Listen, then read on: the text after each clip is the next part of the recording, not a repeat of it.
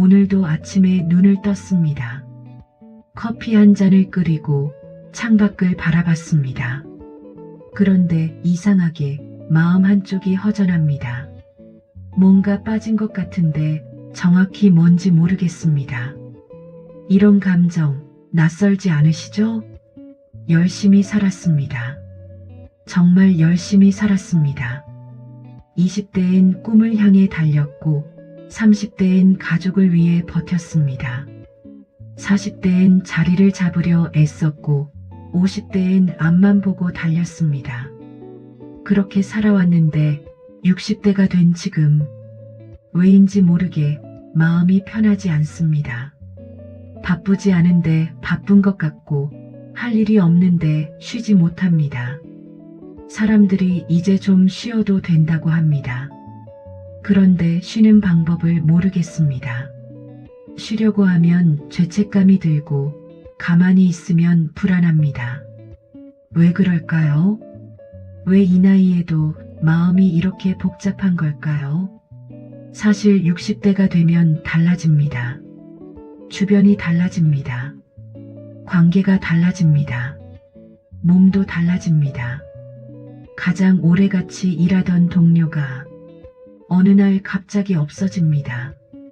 자리를 비웠다가 돌아왔더니 아무도 기다려주지 않습니다. 오랫동안 다니던 회사를 떠나는 날 기쁠 줄 알았는데 이상하게 눈물이 납니다. 집에 돌아왔습니다. 조용합니다. 아이들은 자기 삶을 살고 있고 배우자와는 할 말이 줄었습니다. 함께 있는데 외롭고 혼자 있으면 더 외롭습니다. 많은 분들이 이렇게 말씀하십니다. 젊었을 땐 이렇게 힘들 줄 몰랐다.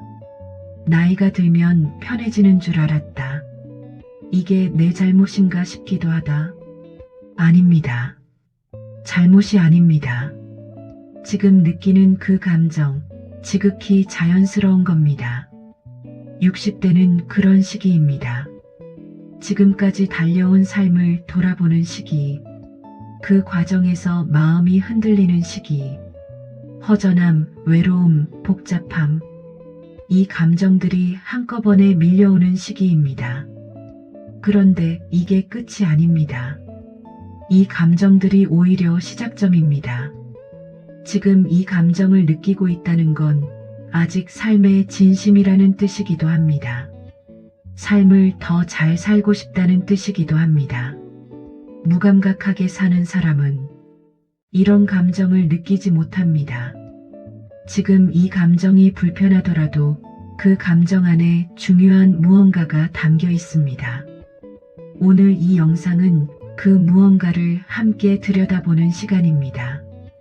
편안하게, 천천히 같이 걸어가 보겠습니다. 60대가 된다는 건 지금까지와는 다른 방식으로 삶을 바라보게 된다는 뜻입니다.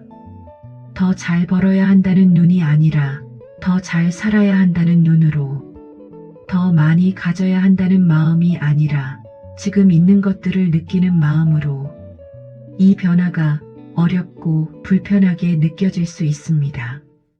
하지만 이 변화야말로 우리가 진짜 삶을 향해 가는 방향입니다.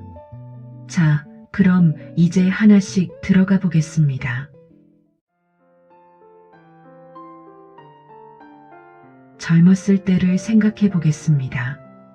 그때 우리는 늘 무언가를 향해 달려갔습니다. 더 좋은 직장, 더 넓은 집, 더 좋은 차, 더 높은 자리, 그것들이 목표였습니다. 그것들을 얻으면 행복할 거라 믿었습니다. 그래서 달렸습니다. 쉬지 않고 달렸습니다. 그리고 어느 정도 얻었습니다. 원하던 것들을 조금씩 채워갔습니다. 그런데 이상한 일이 생겼습니다. 채울수록 더 채우고 싶었습니다. 얻을수록 더 얻고 싶었습니다. 바구니에 물을 붓는 것 같았습니다. 아무리 부어도 바닥이 보였습니다. 60대가 된 지금은 압니다. 그 바구니에 구멍이 있었다는 걸. 그 구멍은 외부에서 채울 수 있는 게 아니었다는 걸. 젊었을 때 우리의 삶은 채우는 삶이었습니다. 더 많이, 더 높이, 더 빠르게. 하지만 이제는 다릅니다. 60대부터의 삶은 비우는 삶으로 방향이 바뀝니다. 이게 퇴보가 아닙니다. 오히려 성장입니다. 더 성숙한 방향입니다. 명심보감에 이런 구절이 있습니다. 만족할 줄 아는 사람은 가난하고 낮은 자리에 있어도 즐겁다. 만족할 줄 모르는 사람은 부유하고 높은 자리에 있어도 걱정이다. 이 구절이 왜 이렇게 마음에 남을까요? 가진 게 많아도 불안한 사람이 있습니다. 가진 게 적어도 평온한 사람이 있습니다. 그 차이는 외부에 있지 않습니다. 내 안에 있습니다. 생각해 보십시오. 주변에서 보면 알 수 있습니다. 같은 아파트에 살아도 한 사람은 항상 불만이 가득하고 한 사람은 항상 감사하며 삽니다. 같은 월급을 받아도 한 사람은 늘 부족하다 하고 한 사람은 충분하다 합니다. 차이가 뭘까요? 바로 지족, 만족을 아는 마음입니다. 그런데 오해가 있습니다. 만족한다는 게 포기한다는 뜻이 아닙니다. 게으르게 산다는 뜻도 아닙니다. 지금 이 순간, 지금 내가 가진 것들, 지금 내 옆에 있는 사람들, 그것들의 가치를 느끼는 능력, 그것이 만족입니다. 60대가 되면서 이 능력이 생기기 시작합니다. 아니, 정확히는 이 능력을 개발해야 하는 시점이 됩니다. 젊을 때는 미래를 위해 현재를 희생했습니다. 이제는 현재를 위해 살아야 합니다. 지금을 사는 연습, 이게 60대 이후의 삶에서 가장 중요한 공부입니다. 어떻게 하면 될까요? 거창한 게 아닙니다. 아침에 눈을 뜨면서 오늘도 살아있구나 라고 느끼는 것, 밥을 먹으면서 이게 맛있구나 라고 느끼는 것, 산책을 하면서 바람이 시원하구나 라고 느끼는 것, 이런 작고 사소한 순간들을 그냥 지나치지 않는 것, 그게 비우는 삶입니다. 그게 지족입니다. 채우는 삶은 항상 목적지를 향합니다. 그래서 지금 이 순간이 보이지 않습니다. 비우는 삶은 지금 이 자리에 있습니다. 그래서 지금 이 순간이 선명하게 보입니다. 60대부터 주어진 가장 소중한 시간, 그 시간을 지금으로 채워가시길 바랍니다. 60대가 되면서 달라지는 것 중 하나가 있습니다. 사람입니다. 주변 사람이 줄어듭니다. 퇴직을 하면 직장 동료들과 멀어집니다. 아이들이 독립하면 집이 조용해집니다. 오래 친하게 지내던 친구가 이사를 갑니다. 그리고 어느 날 주소록을 들여다보면 생각합니다. 연락할 사람이 이렇게 없었나? 외롭습니다. 이 외로움이 왠지 내 잘못 같기도 합니다.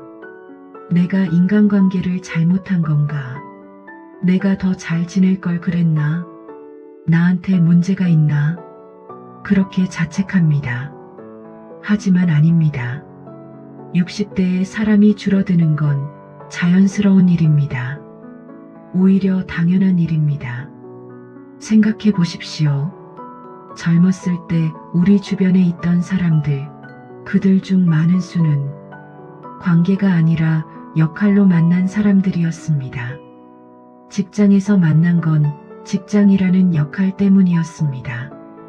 아이 친구 부모로 만난 건 아이라는 역할 때문이었습니다.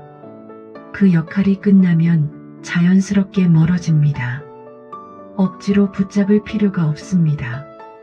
그렇다고 내 잘못도 아닙니다. 그런데 문제가 하나 있습니다. 남아있는 사람들, 정말 가까운 사람들과의 관계에서도 어려움이 생기기 시작합니다. 배우자와의 관계가 대표적입니다. 오랫동안 같이 살았는데 이제는 하루 종일 같이 있게 됩니다. 그런데 어색합니다. 저 사람이 이렇게 생겼나? 같이 있는데 왜 낯설지? 이런 감정이 드는 분들 많으십니다. 자녀와의 관계도 그렇습니다. 아이가 잘 되길 바랐습니다. 그래서 많이 신경 썼습니다. 그런데 이제 아이는 어른이 됐고 내 말을 잘 듣지 않습니다. 조언을 해줘도 흘려듣고 걱정을 해줘도 귀찮아합니다. 섭섭합니다. 내가 이렇게 해줬는데 다 너 잘 되라고 한 건데. 이 마음 충분히 이해합니다.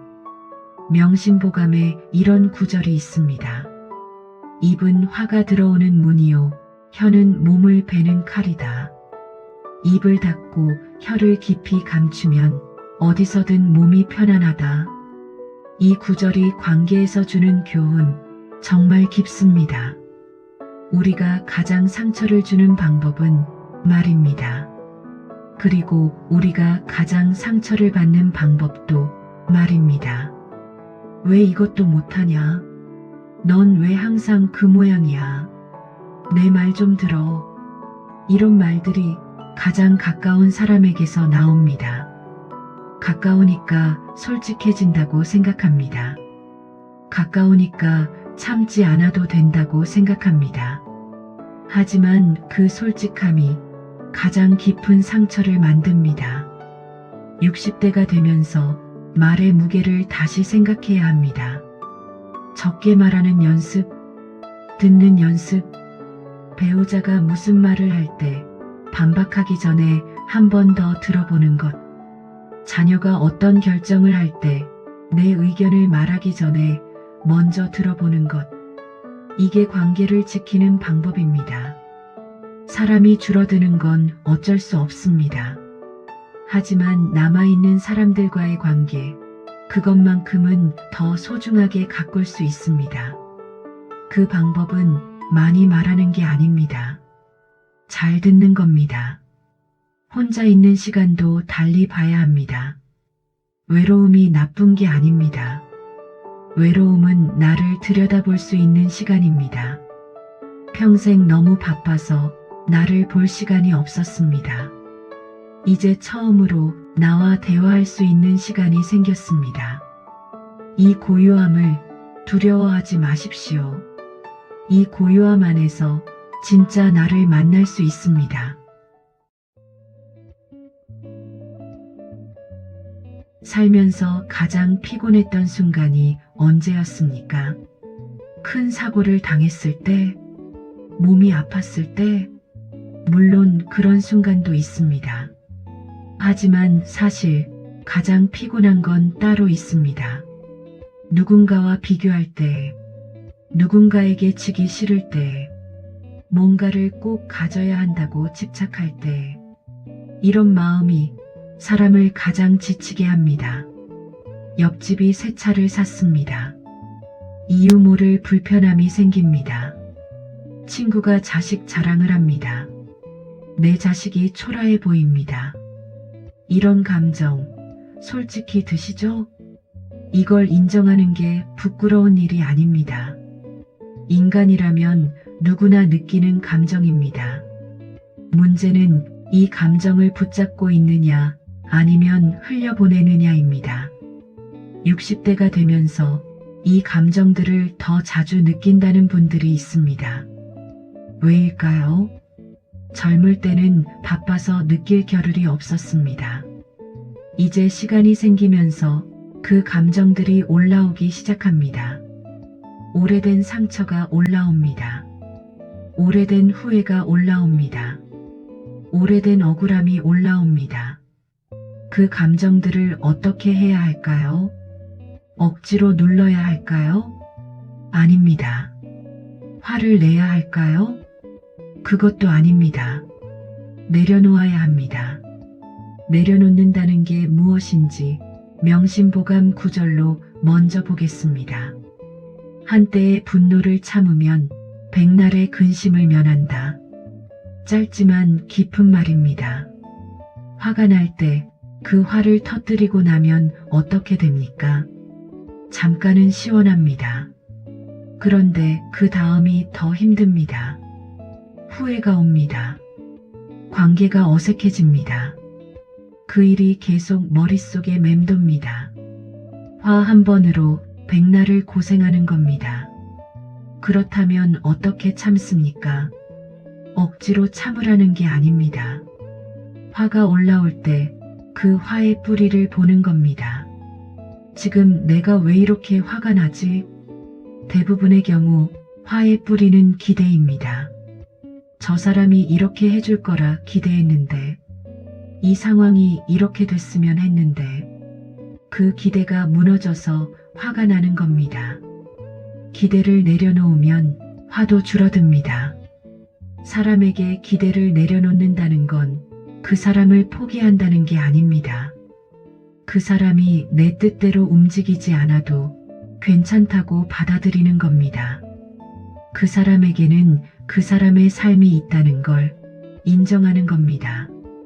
비교도 마찬가지입니다. 옆집 차가 더 좋아 보인다면 그 마음 안에 뭐가 있는지 들여다보십시오. 나도 그렇게 되고 싶다는 욕심인지, 나는 왜 저렇게 못됐나는 자책인지. 욕심이라면 지금 내가 이미 가진 것을 보십시오. 자책이라면 나는 내 방식대로 최선을 다했다고 말해주십시오. 스스로에게 말해주는 겁니다.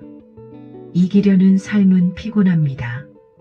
누군가를 이겨야 하고 무언가보다 앞서야 하고 매 순간 경쟁해야 합니다. 60대까지 그렇게 살아왔다면 이제는 달라도 됩니다. 편해지는 삶을 선택하는 겁니다.